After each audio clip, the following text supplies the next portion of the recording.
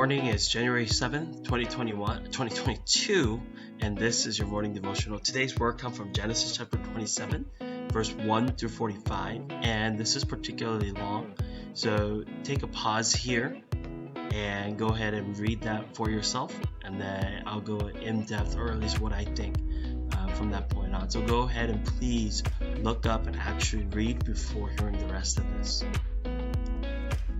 What we see in this passage is that sin always hurts relationships. There's a lot of relationship that's at play here, right? That Jacob's relationship with Esau, Isaac's relationship with Rebecca, and just further on, these relationship gets broken because sin enters, and sin and greed, and so many different factors that come into play here. And what I want you to notice here is that you, being part of a family and being a family member, there is a role that you must play, and you can't allow sin to be the reason why your family gets divided. You need to continue to fight the urge to not be so selfish and to be self-centered, because look what happens between Jacob and Esau. They're born as twin-ish, but I guess Esau is a little bit earlier than Jacob. So that's Esau gets the birthright or becomes the firstborn. And in that culture, firstborn was very important because they're the one who pass on to the family lineage, and they continue on that lineage.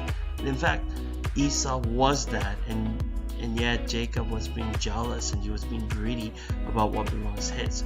But ultimately, the bigger picture, that bigger thing that we're supposed to look at is how God still uses these brokenness and still use it for his purpose. What we have meant for evil, God has used it for good. That's something that we saw through the story of Joseph, and yet we see it here, and we see it time after time. And here is, and of course then you might be thinking, well, why don't I just do evil things and do what I want, because God could still use me. While that's very true, I just want you to imagine, if God can use a broken circumstances and sinful situation that we choose, how much more God can glory be shown if we choose to do the right thing and for the right reasons. So I want you to just keep that in mind as you really think about and reflect on your family, and may you be a vital part of your family. Show them that you love your parents, your siblings, and you don't have to be coy, or you don't have to be shy about that.